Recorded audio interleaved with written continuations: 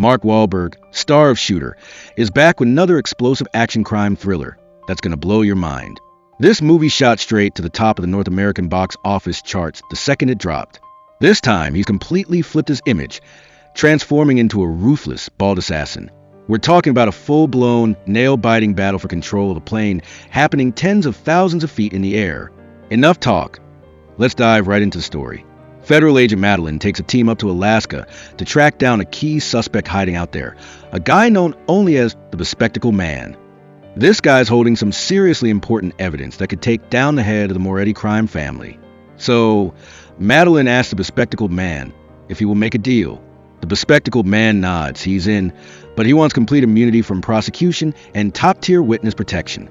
That's way beyond Madeline's pay grade, so she has to call her superiors to get instructions. The answer she gets back? Start negotiating. Even though the Bespectacled Man is freaking out, all he can do is sit tight and wait for news. But, of course, the Moretti gang knows how urgent the situation is, and they're not going to let anything stop the Bespectacled Man from testifying. Next thing you know, the feds charter a private helicopter to transport the Bespectacled Man back. Madeline gets on board with the Bespectacled Man and even helps him secure his iron chains. Right after that, a phone call comes in. The judge has been replaced by Franco, someone who's now impartial between business and personal relations. I knew it. Just like I thought, he's not going to let us postpone the hearing any longer. Are you kidding me? Don't worry. Nothing's going to happen. Our team is already on standby in Anchorage and waiting for the day. Madeline figures it'll only take another 90 minutes to get the Bespectacled Man back to Anchorage, but Moretti's lawyers will try every trick in the book to buy more time. Still, they should be able to get to New York by tomorrow morning, provided nothing goes wrong. At this point, the pilot, Booth, gets into the cockpit. He asks, "You sure you don't want to ride up front with me instead of sitting back there with him?" "Not. It's stressful enough back here." Booth, wanting to be extra sure, asks, "I'm just saying, shouldn't someone be keeping an eye on him?" Madeline is firm. "Oh, he's being watched. He's not going anywhere. Trust me." Seeing how determined Madeline is, Booth reluctantly starts up the helicopter.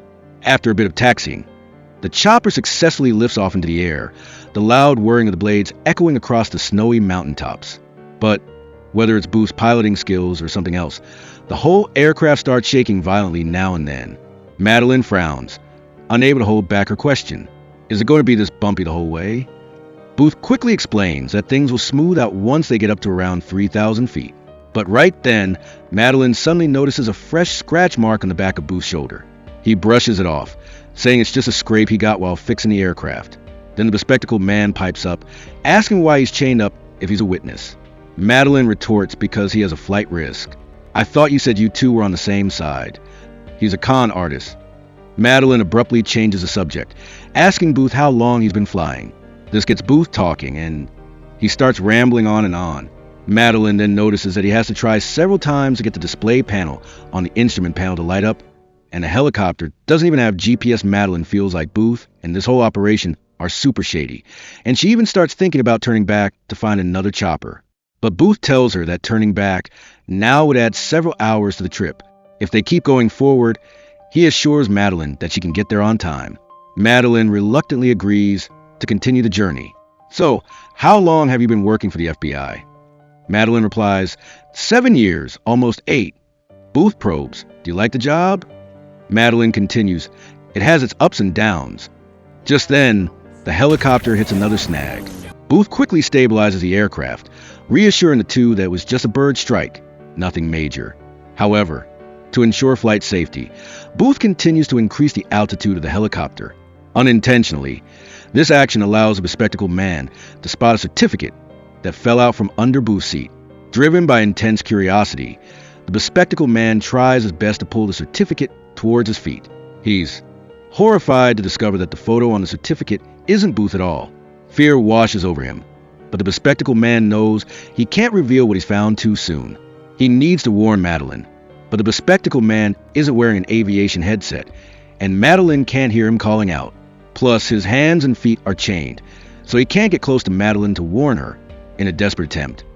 He bites off a button and spits it towards Madeline, pretending something fell on the floor, hoping she'll help him pick it up. But the Bespectacled Man has already been acting too suspicious, so Madeline ignores him. Helpless, the bespectacled man has no choice but to make up another excuse, saying he suddenly feels unwell and demands that the plane immediately turn around. But Madeline is still indifferent to his request. Booth, thinking he's about to throw up, kindly offers him a paper bag. Just then, Madeline notices blood on Booth's arm, and she immediately becomes suspicious.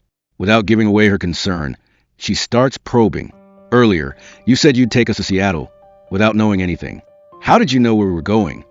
Where else would you go? You're not from Alaska, I can tell, and you definitely wouldn't stay in Anchorage. Even though Booth's answer is smooth, Madeline still suggests contacting air traffic control, saying it's just to register their flight information. Booth pretends to contact air traffic control, but there's no response. He explains to Madeline that it's probably due to poor signal in the mountainous region, and they should be able to connect in a few minutes. Madeline isn't buying it. She's noticed that the bespectacled man in the back looks like he's about to pee his pants from fear. Right then, the helicopter enters a cloud layer. Madeline casually asks, "The pilot community here must be pretty small, huh? Booth, do you happen to know the pilot who flew me here last week?" Booth hesitates for a split second, then quickly replies that they were a good person and that the two of them used laughing gas and welding guns together. Unexpectedly, this slip-up gives him away because the pilot last week was a woman. The two immediately jump into a fight. Within a few moves, Booth knocks Madeline's gun out of her hand. He pulls out a knife and presses it against her face. But Booth doesn't want to kill Madeline too quickly, because that would be boring. What no one expected is that, in a moment of desperation, Madeline directly bites Booth's hand, causing him to painfully swing his arm and throw the knife onto his seat. Enraged by Madeline's action, Booth headbutts her straight on, knocking her unconscious. "Mr. Moretti is very disappointed in you, Winston. He wants you dead." Winston frantically pleads, "I didn't say anything, not a single word." Booth scoffs, "I know that, buddy. You didn't say anything, and I didn't say anything." "That's right, and now you will never be able to say anything again." Turns out Booth is an assassin sent by the Moretti gang. The bespectacled man is terrified, and his survival instincts kick in. To save his life, he offers to give Booth $1 million in cryptocurrency, but Booth just smirks, completely unmoved. It turns out that the bespectacled man used to be Moretti's accountant, which is how he had the opportunity to embezzle this massive amount of money. As the two are intensely struggling, neither of them notices that Madeline, still unconscious, has begun to stir. The bespectacled man is still desperately trying to persuade Booth. He says that if Booth just drops him off somewhere and tells Moretti that he's dead, not only could he easily complete the mission, but he could also earn an extra $1 million. Hearing this, Booth bursts out laughing, then asks the bespectacled man, "If I let you go, what about Madeline on a helicopter?" Even if the man wearing the bespectacled man is let go, Madeline is still going to die. Is it that easy? Oh, you won't need any of that anymore. You're still just a coward. Booth prepares to strangle Madeline with a wire. Just as he's about to strike, Madeline suddenly wakes up and points a taser at Booth's neck. Under the assault of the powerful electric current, Booth immediately collapses to the floor. But just when Madeline lets her guard down, Booth unexpectedly counterattacks.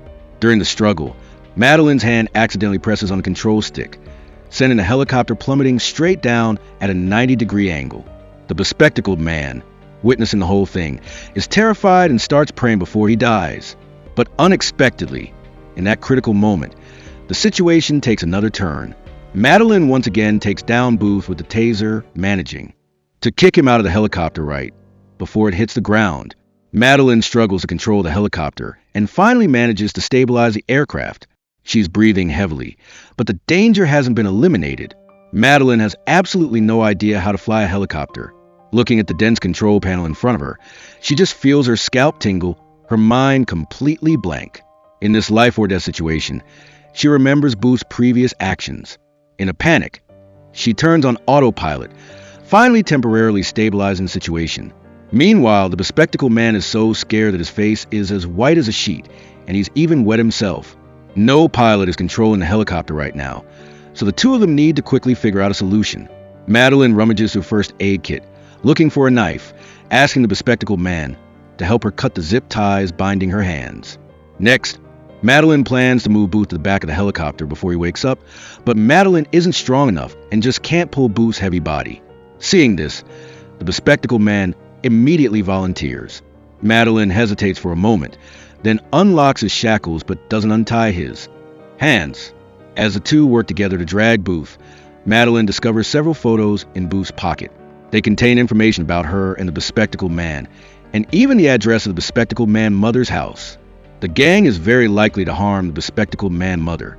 The bespectacled man can't help but worry about his mother's safety. He begs Madeline to call and warn her. Madeline calmly advises the bespectacled man that they can't do anything right now. The most important thing is to tie up Booth and move him to the back first. Then, using their hands to drag Booth to the controls, the two return to the cockpit. Madeline tries to use a radio to call for help, but even after calling out, there's no response. Just when the two are almost desperate, the control center on the ground answers. Madeline hurriedly explains the details of the situation on the helicopter. She says that she has turned on the autopilot. The operator instructs Madeline not to touch the controls, and they'll help her set up a straight flight path. But soon after, the helicopter enters a remote mountainous area, and the radio signal is lost. Left with no choice, Madeline uses a satellite phone to contact her colleague, Caroline, telling her that the pilot was replaced by Moretti's people. The secret operation has been severely compromised, and to quickly find a pilot to guide her on how to fly the helicopter. Madeline also asks her to quickly send people to the bespectacled man mother's house to check on the situation. But as soon as the phone is turned off, Booth wakes up. He starts mocking the two. "Come here, let's play a game of hide the hot dog, shall we?" Even when faced with the black muzzle of a gun, Booth isn't afraid. He knows Madeline wouldn't dare fire, because once a bullet is fired, it's very likely to hit the helicopter's fuel line or fuel tank, causing a massive explosion that would kill all three of them. Madeline has no choice but to suppress the anger in her heart and try to persuade Booth to teach her how to fly the helicopter. If Booth cooperates obediently, he can go to prison peacefully. But Booth ignores her. He's already prepared to crash the helicopter and doesn't care about life or death. Just then, Caroline calls Madeline on the satellite phone. She's found a pilot who can guide Madeline step by step to adjust the flight path. While doing so, she doesn't forget to say a few comforting words to help Madeline relax her tense nerves. Just like that, the helicopter follows the coastline, flying toward the airport. But Booth starts to panic. He needs to regain control of the helicopter before they land. After trying to break free without success, he spots the knife that fell under the seat. Booth immediately points the makeshift weapon at the bespectacled man, who has a weaker defense mechanism. "After I kill you, I'm going to show your mother the pictures." The bespectacled man exclaims, "Oh, God, how does this bastard know my mother's address?" Madeline speculates, "Do you think Moretti might have planted someone inside the courthouse?" "I told that address to the prosecutor." Hearing this, Madeline's heart sinks. It was obvious there was a bad guy on the inside. Next, Caroline calls again, saying that she's contacted the military to locate the helicopter. Madeline tells her about the mole and that the people who know about the secret operation include the U.S. Attorney General, the Secretary of Justice, the Deputy Secretary, and Madeline herself. The mole has to be one of them. But before Madeline can figure out any clues, a tall mountain suddenly appears in front of them. Madeline quickly turns off autopilot, trying her best to pull up on the control stick. But as the helicopter lifts, the knife also slides down to Booth's feet. Luckily for them, after the helicopter shakes violently, it slowly returns to a stable flying state. Madeline and the bespectacled man have narrowly escaped death, and still in shock, their hearts are still pounding. They're completely unaware that Booth has quietly kicked the knife under his feet. Madeline takes several deep breaths, trying to calm herself down, then turns the autopilot back on. Booth, meanwhile, is secretly trying to reach the knife, but after several failed attempts, he gives up on that plan. He comes up with another idea. He starts verbally attacking Madeline, revealing that she caused the death of a female witness due to negligence, trying to break the cooperative relationship between Madeline and the bespectacled man. Madeline, furious, can't hold back anymore and lunges at Booth, beating him mercilessly. As she hits him, she demands to know how he knows. About that, Booth, however, remained impassive, his face a mask of indifference. Madeline didn't want to engage with him, but in her rage, she didn't notice Booth had stealthily snatched her glasses, even removing one side of the frame. She returns to the cockpit and tells the bespectacled man about that painful past. 2 years ago, Madeline led a team to find a young woman who had been on the run for several weeks. Her boyfriend was a major drug kingpin, and the prosecutor had convinced the girl to betray her boyfriend. While they were resting at a motel, the girl wanted to take a bath.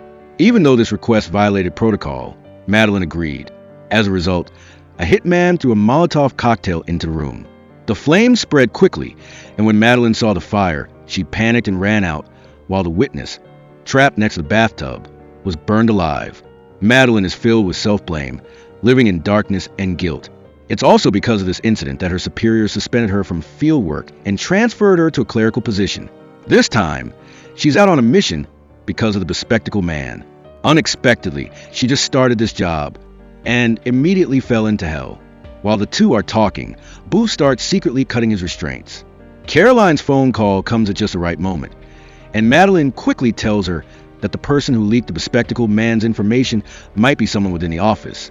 The proof is that the assassin knew about her past work experience. If what you're saying is true and someone is leaking information from inside our office, then we have to be careful. We don't know who to trust. You're right. Okay, let me explain. Just focus on landing safely.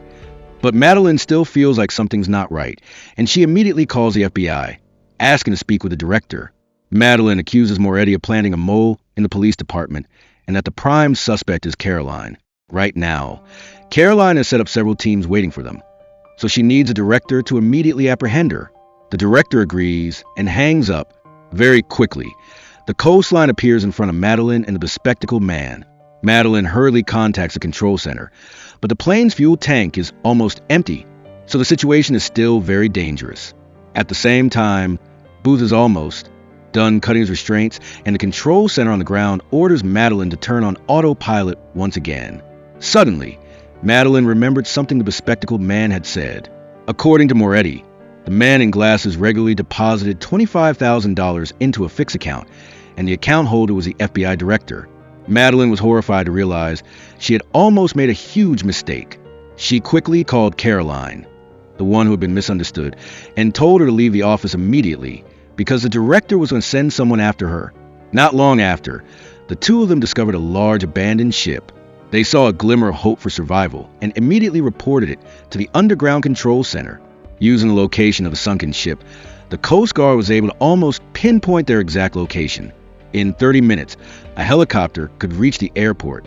But just as the two were catching their breath, Booth broke free from his restraints and lunged at the bespectacled man with a knife. He then regained control of Madeline and took her gun.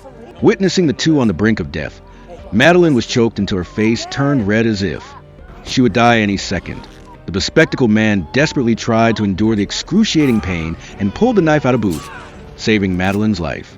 Immediately after, Madeline grabbed a fire extinguisher and smashed it into Booth. After taking care of him, Madeline quickly checked the bespectacled man's wound, bandaged it simply, and injected him with a painkiller, hoping he could hold on until the helicopter arrived. Booth quickly regained consciousness, still trying to break free, but it wasn't as easy this time. Madeline then received a call from the underground center reporting what had just happened. The bespectacled man was now pale and weak from blood loss. Madeline demanded they prepare an ambulance. They still needed at least 20 minutes to reach the airport, but Madeline worried the bespectacled man couldn't wait that long. She asked if there was a faster way. It turned out there was, but it would burn fuel faster, making the landing even more difficult. Madeline knew the risks, but chose to grab at the hope of survival for the man. She followed the instructions and pushed the helicopter to its limits, even uncuffing the bespectacled man. Through all the life or death challenges, Madeline had started to trust him. Now, the bespectacled man was filled with regret, admitting he had gone down the wrong path. After graduating college, he could have found a stable job, but he wanted a more comfortable life. He knew about Moretti's activities, but chose to cooperate with him anyway. It was one wrong step, and everything went wrong. In this moment of life and death, the only thing he was worried about was his mother. The bespectacled man gave Madeline his mother's address, begging her to visit her if anything happened to him. Just then, the director called, saying there had been a car accident and Caroline had been hit while leaving the office. Madeline, she's dead. Madeline's mind went blank for a second, but she knew this was the director's doing. What was even worse was that the criminal was lying to her face. Madeline couldn't hold back any longer. She directly exposed his actions, using the ledger bribes he had used as evidence. In a fit of rage, the two of them verbally abused each other over the phone until the underground center called. The helicopter was now 11 miles from the airport. The control center was guiding Madeline to land when suddenly a fighter jet flew close by. Madeline thought it was there to escort them, But Booth coldly revealed the truth. It's there to protect others from the danger you pose. If you lose control and crash into a school or something, they'll shoot you down. This news shocked Madeline to her core, but she quickly regained her composure. She had to stay focused on herself and the bespectacled man. This helicopter had to land safely on the runway. The underground center then instructed Madeline to aim the helicopter towards the markings at the edge of the runway and reduce the throttle to 25%. But just as Madeline was about to land, Booth, enduring the pain of a broken finger, broke free from his restraints and lunged towards Madeline, who was controlling the landing. Madeline quickly drew her gun and fired several shots at him. She then wrestled the controls to keep the helicopter stable. But disaster struck. The engine sputtered and died. However, it wouldn't be easy to catch fire, which was perhaps a good thing for rookie pilot Madeline. As Madeline maneuvered, the helicopter's altitude began to drop. The ground crew at the airport, having arrived early, was ready for the rescue operation. All they could do was watch Madeline's every move. Due to the rapid descent, the helicopter bounced several times before landing. Soon, a wheel fell off, followed by a wing breaking off. Madeline struggled to keep the aircraft stable, but the bouncing continued, causing the helicopter to start falling apart. Luckily, both of them survived. Before it completely disintegrated, the out-of-control aircraft finally came to a stop. The bespectacled man had managed to hold on until the paramedics arrived and was quickly carried away on a stretcher. Madeline, with only minor injuries, was able to walk to the airport on her own. Looking at the bespectacled man being successfully rescued, a smile spread across her face. But suddenly, Madeline saw a bald man getting into the ambulance. Instinctively, she felt something was wrong, so she rushed to the ambulance and quickly opened the door. Sure enough, the bald man was trying to kill the bespectacled man. Madeline drew her gun and fired 2 shots, killing him. And that's the end of the story. This film, with its unique airborne crisis setting, provided viewers with a thrilling experience, but also had some undeniable flaws. On the plus side, the plot was a highlight. The life or death mind games on the plane were intense, and the pacing was well controlled. From the assassin posing as a pilot to the series of exciting confrontations with the main characters, the whole process was non-stop.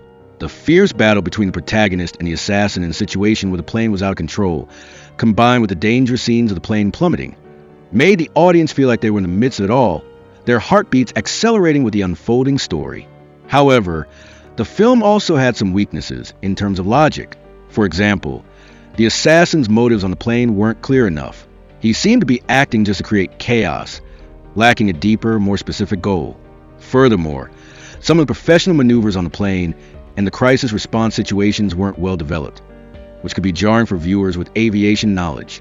Regarding the characters, the portrayal of the supporting characters was relatively one-dimensional. For instance, while Winston's experience played a role in driving the plot, his personality and behavior lacked depth and were rather flat. Overall, Flight Risk is a film with both strengths and weaknesses. It relies on an engaging story and excellent visual and sound effects to deliver a thrilling and exciting aerial adventure. However, the weaknesses in the plot logic and some shortcomings in character development do affect the overall quality. Despite this, it's still a worthwhile action-adventure film, especially for viewers who enjoy tense and exciting plots. The standout scenes are still enjoyable to watch. The value of a film lies in its reputation, and the value of a film review lies in its perception. That's the end of our story for today. Thanks for watching. What did you think of the film? Let us know in the comments below.